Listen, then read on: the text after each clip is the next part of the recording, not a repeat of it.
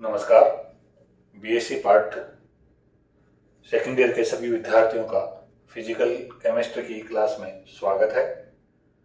Fourth unit चल रही है अपनी इलेक्ट्रोकेमिस्ट्री फर्स्ट।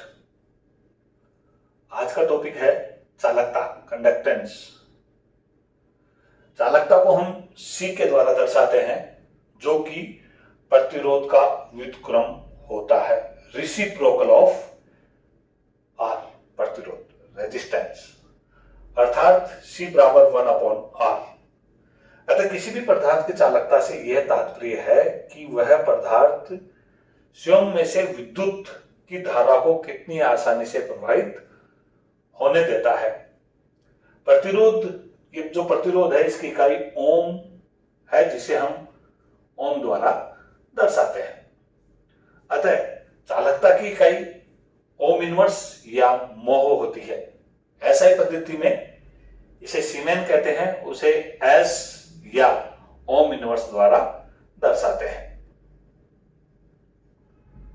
अतः 1 ओम बराबर 1 मोह बराबर 1 ohm inverse, 1 ohm inverse equal to 1 S.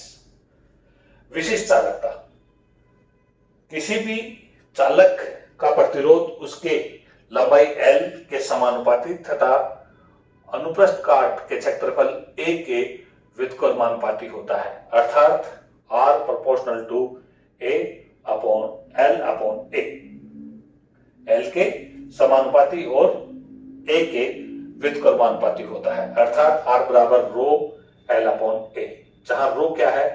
विशिष्ट प्रतिरोध है, जो पदार्थ की प्रकृति पर निर्भर करता है। रो क्या है? विशिष्ट प्रतिरोध है, जो कि पदार्थ की प्रकृति पर निर्भर करता है। यदि L बराबर 1 सेंटीमीटर हो और A बराबर 1 cm स्क्वायर हो, तो R बराबर क्या हो जाएगा?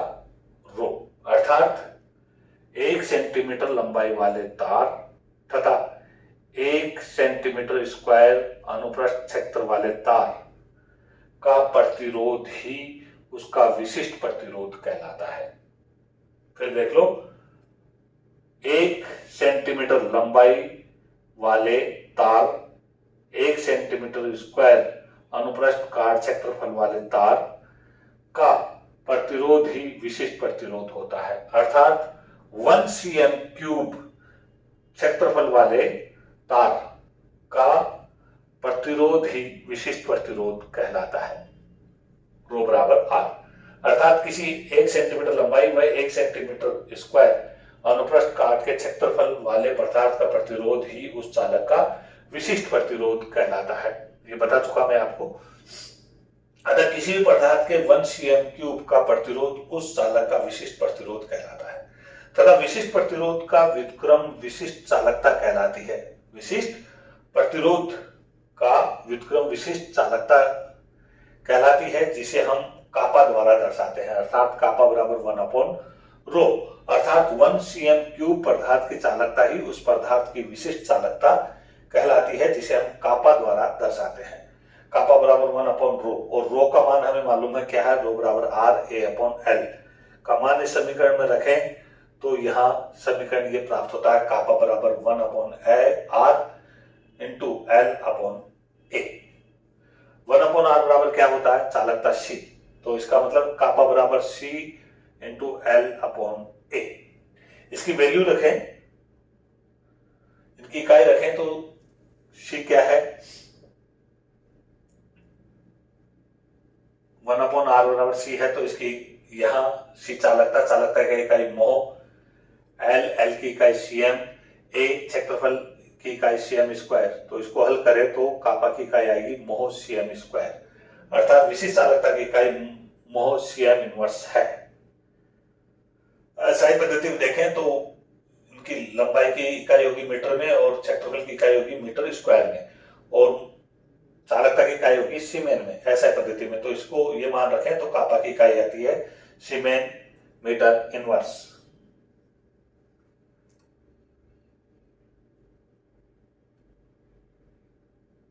अगले टॉपिक है विस्तुल्यांक की चालकता।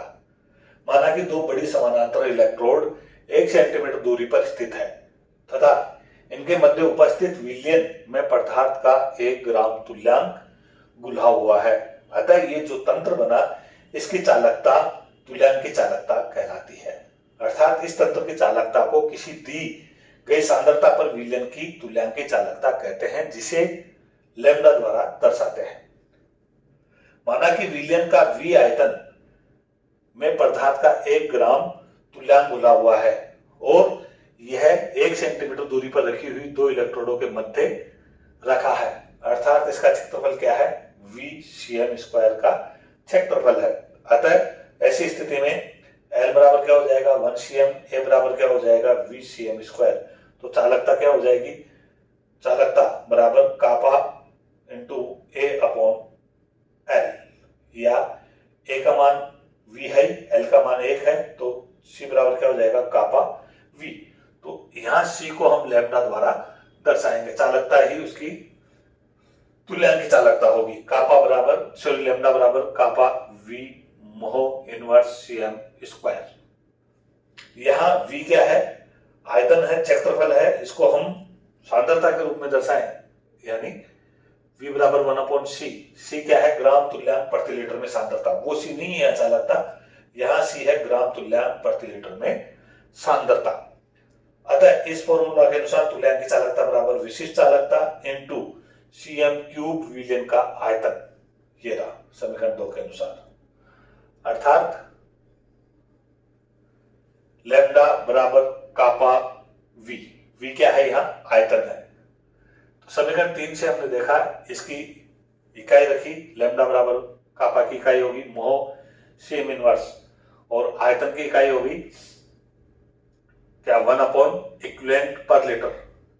1/इक्विवेलेंट पर लीटर के अनुसार देखें तो लीटर की Cm इनवर्स क्यूब और इसकी Cm इनवर्स है, ये कैंसिल, तो क्या हो जाएगी? मोह इनवर्स Cm² इक्विवेलेंट 1। ये लैम्डा की इकाई है। एसआई पद्धति में देखें तो यहां एसआई पद्धति में कापा विशिष्ट चालकता की इकाई तो हो जाएगी सीमेन S,